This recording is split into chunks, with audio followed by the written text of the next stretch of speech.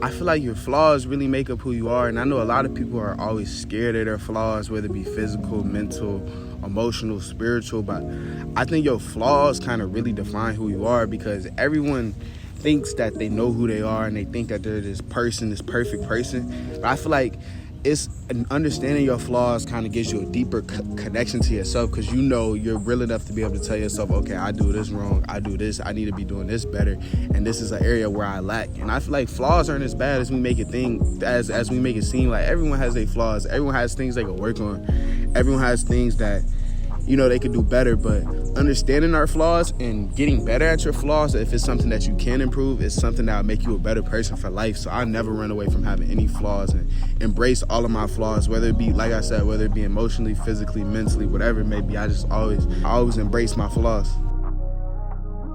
I think my biggest flaws is, I think at times, man, I think sometimes, and I'm sure this goes for everybody, like sometimes I can just get distracted. And when I say distracted, I feel like when you get distracted too much and you consume too much stuff that's taking you farther away from who you are, I feel like I lose track of myself.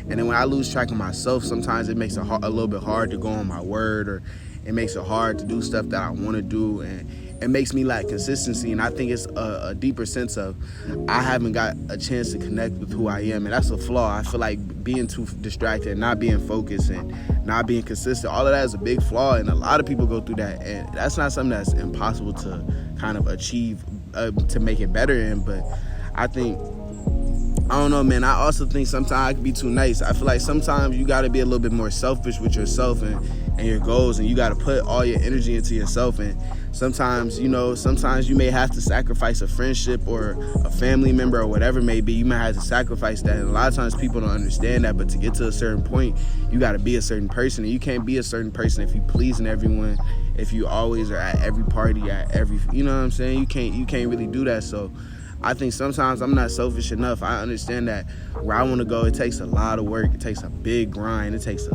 lot to be able to get to where I'm at. And I can't be distracted, whether it be from my phone, from friends, family, parties, whatever it may be. Sometimes you got to really focus and lock in. And I feel like that's a flaw. And that's something that I'm working on. That's not something that I'm going to achieve overnight. But I feel like that's a big flaw.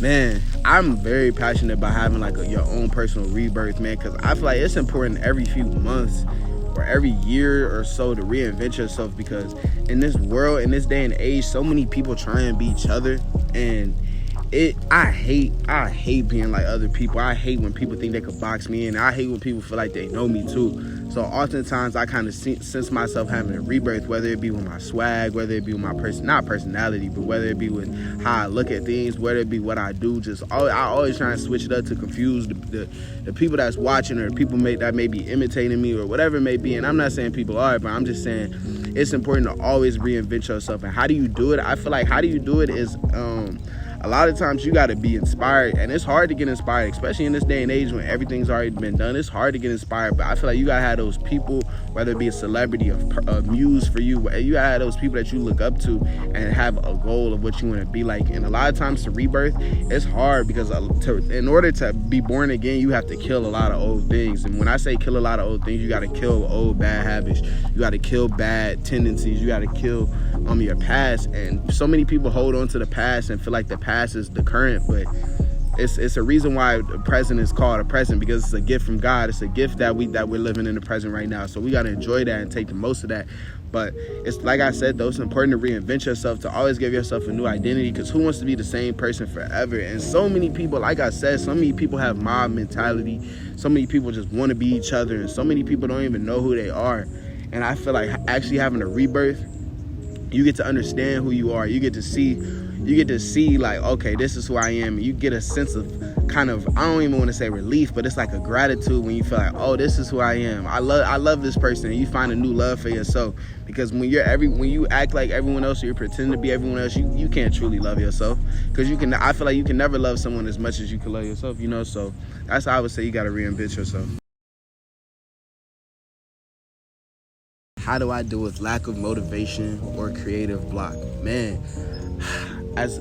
anybody that's young and makes content and is doing anything creative, I know y'all have dealt with creative block. And creative block, man, it's something that I'm still learning. I'm still learning how to get out of that, because there's been so many times, especially this summer, where I felt so uninspired to do this. But I always remember that whenever you're feeling uninspired to do something, it's most likely because you feel like you don't have any ideas, or you feel like whatever you're trying to do is going to be too hard. So I feel like whenever you're having creative block, I feel like, for one, you got to attack the ideas that you have, because even if you may think an idea in your head is good or not, it's going to get the ball rolling.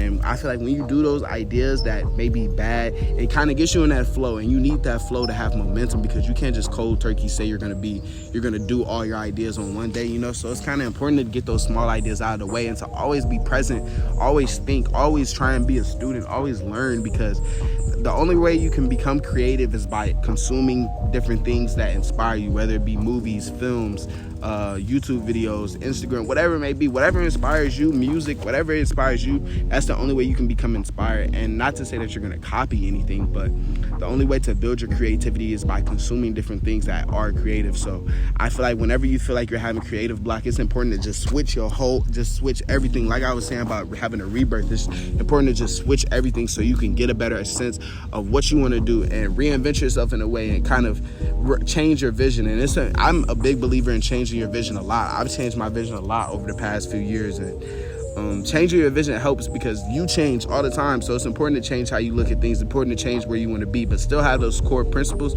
but change how you want to be. So I would say, if you're going through creative block, make sure you're taking out time to yourself, to explore yourself mentally, explore who you are, explore what you like, explore what makes you you. And then I feel like you'll refine your purpose and be able to get back on your path, and be able to get back to doing the things that you want to be doing and the person you want to become. What do you see when you look in the mirror? Dang, that's really a good question. Like, sometimes, not even to sound corny, but sometimes I feel like when I look in the mirror, I see two people. It's kind of like a devil and an angel. It's kind of like I see this one person that's had really pure intentions, really good, and is this pure person that wants to help other people, puts other people first, and is such a man of God and all this stuff. But then sometimes I look in the mirror and I see someone that's just so distracted, so lazy, so not self-loving, so mean, and I don't see that person in the mirror a lot, but I see it in the mirror often enough to not really recognize myself. And sometimes when I look in the mirror, I don't even recognize myself, and and that's hard. I feel like that's an everlasting battle that everyone goes through. Sometimes you kind of lack self-identity, you lack who you are, and you feel like you're just getting turned into this person by the world. But it's important to not have that victim mentality, and realize that you're in control of all your thoughts, you're in control of who you are, and work ethic, and a good faith in God, and a good belief in yourself. It will change that negative side of yourself that you see. And it's important to burn your flaws. It's important, because without which, even though your flaws make up who you are, it's probably your biggest challenge is overcoming yourself and overcoming your biggest battles, and what makes you a bad person, and what you need to work on to become a better person. So I would just say, man, even though sometimes I see two people when I look in the mirror, I know that at the core, I am not my thoughts. I am not my ego.